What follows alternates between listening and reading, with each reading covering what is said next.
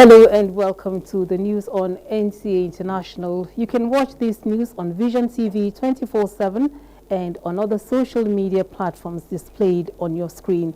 I am Lami Ali. Courage Ogeriahi is the sign language interpreter. Let's now take the headlines. Nigerian First Lady celebrates International Children's Day, affirms conducive environments for children to develop potential. Ministries of Aviation and Agric take turn in ministerial briefing, highlight President Tinubu's achievements in 1 year. German Parliament to offer Nigerian students scholarship to strengthen bilateral relations.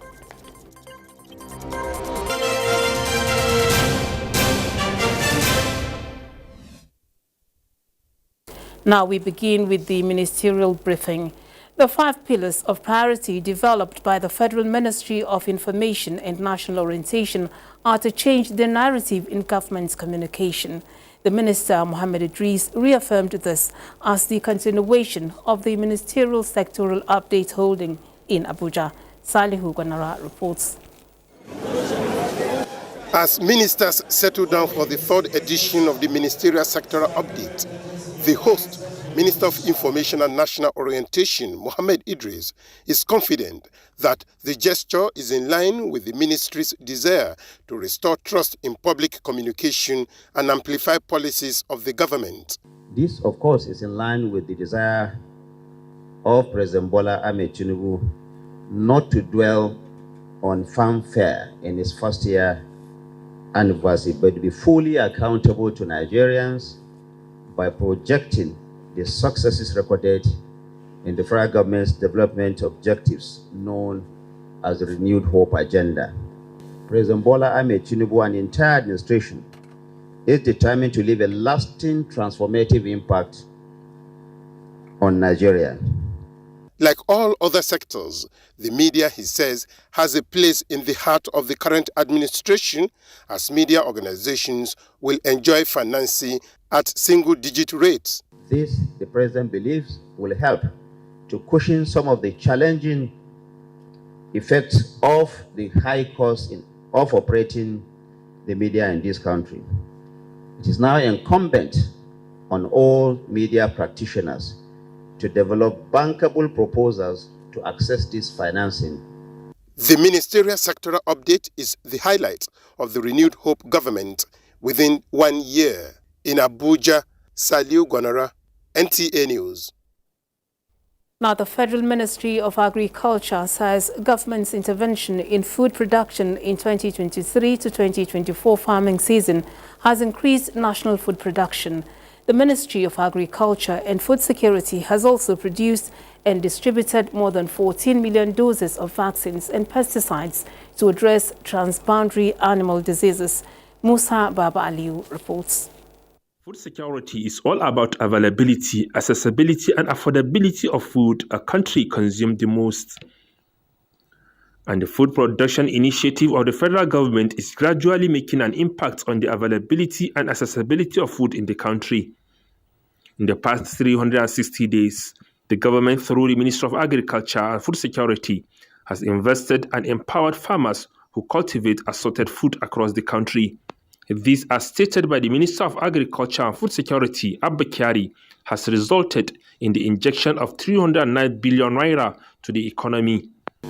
We distributed 60,432 metric tons of improved seeds, 887,255 metric tons of seedlings, 138 numbers of value kits, 501,726 liters of agrochemicals, 62,328 metric tons of inorganic fertilizers, 1,000 kilograms of fungicide, and 33,200 numbers of different equipments to farmers across different value chains to enhance production. The government has also invested in seed production, which has given Nigeria international recognition. In the area of livestock development, The government has developed a national livestock development plan aimed at improving the livestock contribution to the national economy. We've established what we call multi-stakeholder platform for feed and fodder development, so that we'll be able to develop our own Nigerian feed and fodder industry. And it is expected that this will generate a lot of employment to young Nigerians who will be able to go and plant fodder, process it, and sell it in the livestock market. The minister also announced the ban in outright purchase of foodstuffs by donor agencies from open local markets across the country. Musa Baba Aliyu, NTA News. The Minister of Aviation and Aerospace Development, Festus Keyamo, says the investment into the 5 focus areas in the aviation sector is strategically geared towards delivering the mandates of the present administration encapsulated in the 8 priority areas of the Renewed Hope agenda. The minister stated this while giving his scorecard at the ongoing ministerial briefing as part of activities marking 1 year in office of the Tinubu administration. The minister added, apart from ensuring the growth and development of the local airlines and improved infrastructure to world-class standards and the developing human capacity, the ministry within the period under review has secured the resumption of foreign airline operations in Nigeria. Giving his scorecard at the ongoing ministerial briefing as part of activities marking 1 year in office of the Tinubu administration, apart from ensuring the growth and development of the local airlines and improved infrastructure to a world-class standards, and the development of human capacity, the ministry within the period under review has secured the resumption of foreign airlines operations in Nigeria. Egypt Cargo and Emirates Airlines are good examples. This is in addition to the commencement of the construction of the second runway, which was abandoned for a very long time. The minister further stated that the aviation ministry under the Tinubu administration has also secured partnerships and corporations globally towards improving safety standards and security of the sector, as well as optimizing sources of revenue generation, putting the industry as one of the best in the world. And you know the danger of operating a nation's capital, a nation with just one runway. I mean, we can't even imagine the dangers of just using one runway in the nation's capital. We thought that was priority once we came in. But guess what? It did take 2 weeks, less than 2 weeks when we came in. Using our God-given skills as lawyers, it was not difficult for us to engage with people. And it was out of court resolution. It was resolved with some assistance from the Ministry of FCT. With some assistance, it was resolved by us with less than 2 weeks. They agreed, they pulled out. There were 1 or 2 things here to resolve, but the contractors have moved to site, and I'm happy to tell you that the construction of the second runway has started. The Minister of Information and National Orientation, Mohammed Idris, underscored the strategic importance of putting this open dialogue together for Nigerians to have a first-hand information of the performance of the present administration within the first year in office, with a view to putting more effort to deliver on its campaign promises. In Abuja, Aliyu Kabir, NTA News. More than ever before, President Bola Tinubu is committed to building a nation where every Nigerian child can reach their full potential. Nigeria's First Lady Oluremi Tinubu gave this assurance as the Children's Day celebration she hosted in commemoration of the first anniversary of the administration of the President. State House correspondent Adeni Utayo reports that the beauty and colors of Nigeria's rich cultural diversity was on display. About 500 pupils drawn from 16 schools in the FCT and its environs, alongside children from Nanaberi Orphanage in New Karu, are the special guests at the banquet hall of the Presidential Villa as activities marking the first year anniversary of Bola Tinubu administration enters day 3. It is that day celebrated the world over, and they are out to have fun, led by their host, Nigeria's First Lady Oluremi Tinubu.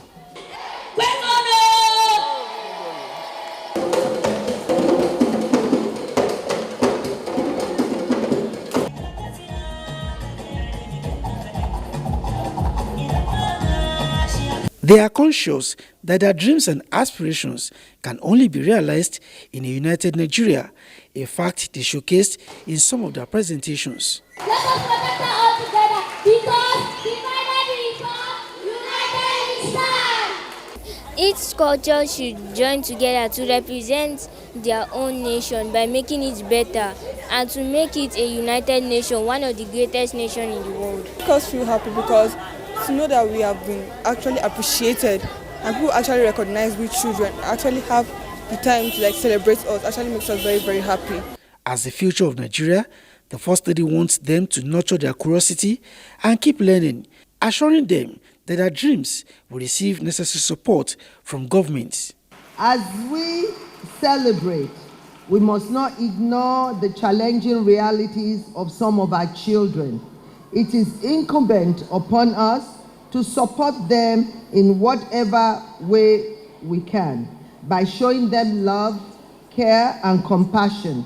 And putting words into action, she announced another round of interventions, starting with the proposed launch of the Young Farmers Club in public schools across the nation. On behalf of the Renewed Hope Initiative, each participant school will be given a grant of the sum of 10 million naira towards their school's developmental needs. As you celebrate this special day, I urge you to embrace the values of respect, discipline, and hard work. The First Lady also joined the children to cut the anniversary cake in the State House. NTAi, NTA News. Now, today across nations and the globe, children are being celebrated as part of the key events to prepare them for roles and responsibilities as future leaders. Nigeria is not left out. However, the level of preparedness in the face of current challenges and dynamic societal changes are what Mumso Diemendati will be highlighting in this next report. May has come again. Diverse activities lined up to give children a memorable experience present itself, but only for those who can access the opportunities and privileges. We're meant to keep them because they are the privileges that will lead us to whatever we want in the future. We're happy that this special day over the years has been designated for recognition of children. They are entitled to having the best in terms of their rights. The essence of the celebration is to give children a sense of belonging, stimulate their awareness to their prospective roles and responsibilities, as well as initiate their preparedness as future leaders. I want to be a doctor. I want to be a policewoman because I love their dressing. I love how they protect a person. I want to be a soldier. I want to be a lawyer. There's been a lot of changes. Society is dynamic. So in the first place, we should be thinking of reviewing the Child's Rights Act. This, however, may just remain a mirage to the many out-of-school children currently in Nigeria. It was in 2015. My mother died at the time. She wanted to give birth to my brother. So my father now take me to the village to go and stay with my grandma. My father's sisters and brother now start against it. They was against me. They said that I'm the one that killed my mother. They now start accusing me. I stopped school because my mother cannot afford my school fees. So I now hug these drinks. Since my mother born me, my mother and my father run and leave my mother. I want government to provide for us security so that girls can come to school. 2024 National Children's Day is enhancing the total well-being of Nigerian child through quality education and skill development. The number of children out of school has increased from so many statistics that we gathered. UNICEF are projecting 18.5 million, while UNESCO are talking about 20 million and above. If we cannot be able to accommodate children in a school environment, we can also educate them through skill development. So, what next? Religious organizations, the private sector, we should all come together to ensure that the rights of children in Nigeria are made real. The government has stepped up its call to action to ensure that all those issues are addressed. The call for action above says it all. In Abuja, Mumso Diemendati, NTA News. The Chief Justices of member states of the Economic Community of West African States are in Abuja to deliberate on ways of promoting access to justice in the sub-region. The judicial officers converged on Abuja under the umbrella of ECOWAS Judicial Council. Dele Atumbi of our Judiciary Desk reports. One of the issues which the conference is addressing is the enforcement of the verdicts of the ECOWAS Community Court by the member states. The Judicial Council is worried about the development where member states find it difficult to enforce the verdicts of the court. Respect for the rule of law and dispensation of justice in aid of democratic governance within the sub-region also resonate at the conference. Evolving a just and equitable society is equally one of the shared vision of the ECOWAS Judicial Council. The Council is also discussing ways of safeguarding the principles of justice, advancing the cause of peace and prosperity of the people. The judicial officers are of the view that the current collective efforts will continue to shape the future of justice in the sub-region. Let us reaffirm our commitment to the principles enshrined in the ECOWAS Treaty, including the protection of human rights, the promotion of regional integration, and the resolution of disputes through peaceful means. The challenges confronting the judiciary and justice system in general across the states are identical in terms of judicial autonomy, provision of funding, and infrastructural facilities for the courts.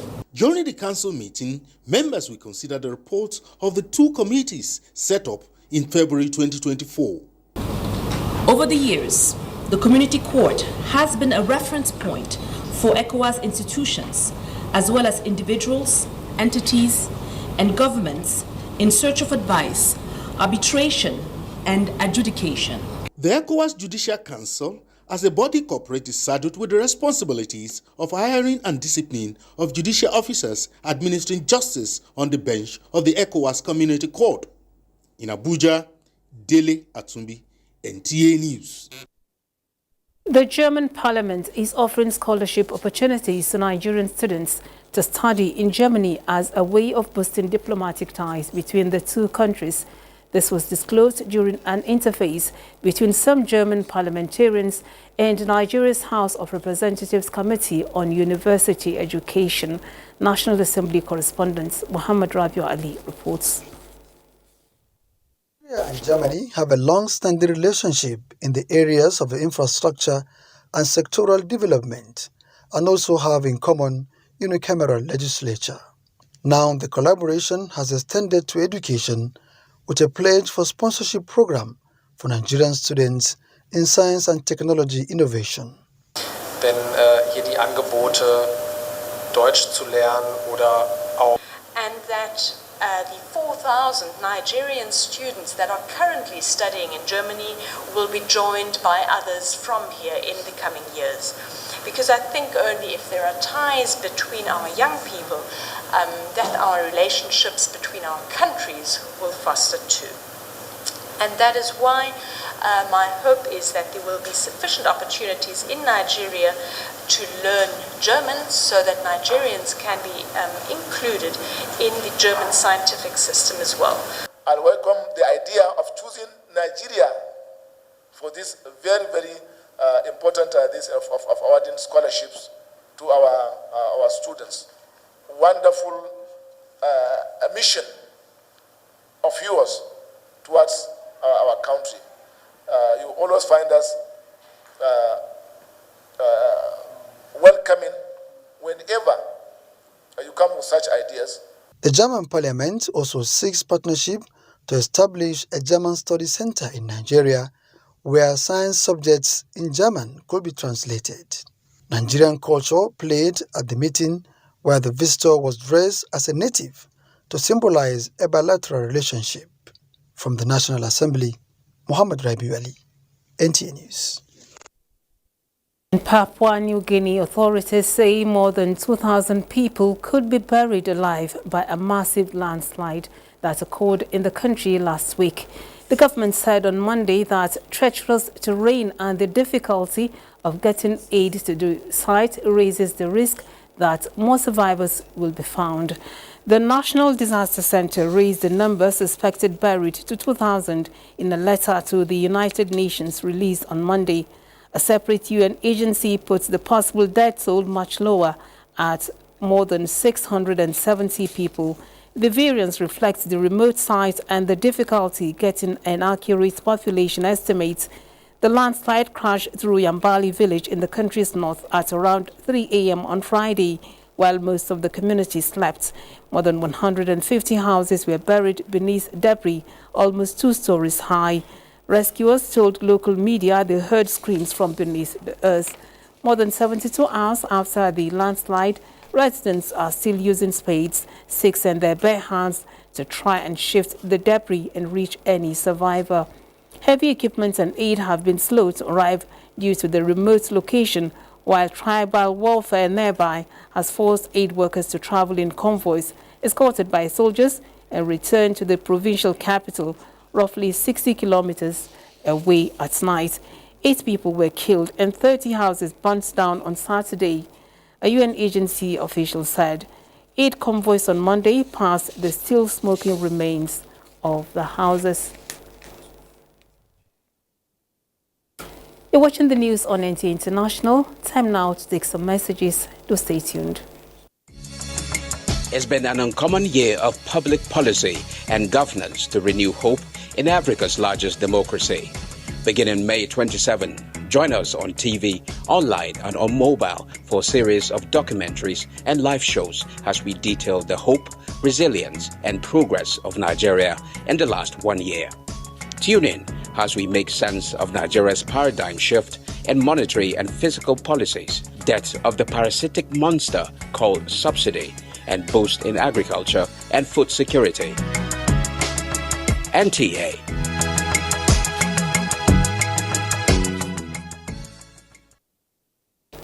Thank you for staying. 2 documentaries to showcase the achievements of President Tinubu's 1 year in office will be coming up on the network service of the NTA by 10 p.m. tonight. The 2 documentaries are titled Blue Economy, Nigeria's New Path to Prosperity and Empowering the Nation. The time once again is 10 p.m. Do remember to join us. Nigeria has taken a crucial step towards meeting its obligations to the 3 Rio Conventions on Sustainable Development, which focuses on degradation and neutrality by setting a target to restore 19 million hectares of degraded land before 2030. Charles Alpha brings us the story. Like many nations, Nigeria faces challenges emanating from land degradation, depletion of fertile soil, loss of biodiversity, and encroachment of desert. This threatens livelihoods, food security, and social-economic development. And one of the significant steps taken by government is the ambitious targets of restoring 19 million hectares of degraded lands through Land Degradation Neutrality Target Setting Program 2.0. The Inception workshop, which drew key players including Sarah Sandra, a director with the Nigerian Television Authority NTA International participating, presents a roadmap that will galvanize action at all levels. Setting target for land degradation neutrality in Nigeria is not merely an administrative exercise. It is a moral imperative and a strategic necessity. Our mandate is to support our countries in terms of operationalizing the convention and achieve the targets that you set. For the Minister of State for Environment, Isiaq Salako, Nigeria's commitment hinges on the United Nations Convention to combat desertification. The target we are setting for ourselves in terms of restoring degraded land is almost double our proportion with respect to the population. So I would say that our target is very ambitious, and that requires us to work very, very hard. Nigeria's plan is to halt the conversion of forests and wetland to other land cover classes by 2030. Charles Alpha, NTA News. The Zenith Labour Party says the plan by the National Assembly to return the country to the old national anthem is a sure way to build on the nation's unity and peaceful coexistence. Addressing a news conference in Abuja, the national chairman of the party, Dan Nwanyanwu commended the National Assembly, describing it as a justification of his call for a return to the anthem. He believes that the national anthem of any country is symbolic to its unity and prosperity, which the 1960 anthem represents, with respect for Nigeria's diversity and religious complexities. Nigeria, we hail thee, our own dear native land. Though tribe and tongue may differ, in brotherhood we stand. That national anthem evokes emotions and the call for a united Nigeria where equity, justice will reign supreme, with no citizen oppressed and a section being predominantly over others, with clear equality of citizens. These are the reasons I gave when I canvassed for the reverting to the original national anthem.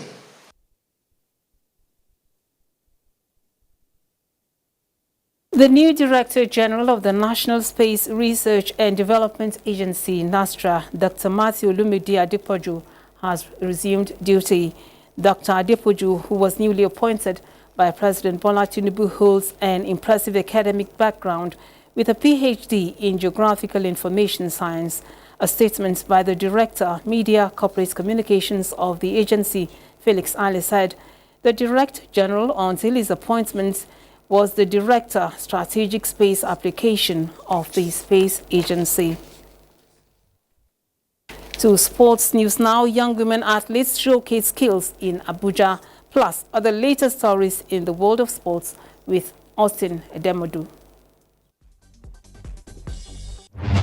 The need for women's participation in sports came to the fore in Abuja as young female athletes selected from 20 secondary schools in the FCT compete for podium sports in 400 meters at the Moshood Abiola National Stadium.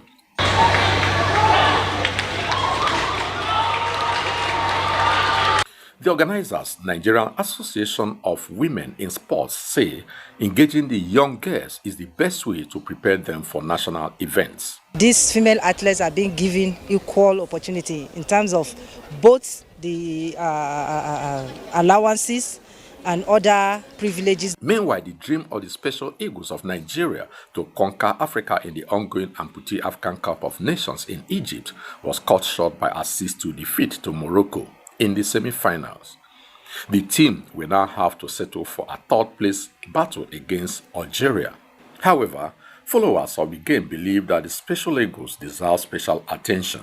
Yes, they don't get the support that the national team, the men's team gets, but having qualified for the World Cup, I think there should be more enlightenment for Nigerians to come out and support these are Special Eagles. Irrespective of the outcome of the third-place match, the Special Eagles have already qualified for the World Cup later this year. In tennis, Australian Open champion Jannik Sinner got his 8th successful Grand Slam victory after seeing off Christopher Eubanks 3-6, 3-6, 4-6. Sinner will now face French wildcard Richard Gasquet. In the women's category, Tunisian Orange Jabois is past American wildcard Sachia Vickery 6-3, 6-2 to progress to the second round. With Sports Update, I'm Austin Edemodu, NTA News. And those are the stories that made the news at this time on NTA International. We thank you for watching. I'm Lami Ali. Courage Ogiriahi was the sign language interpreter. Do have a good evening.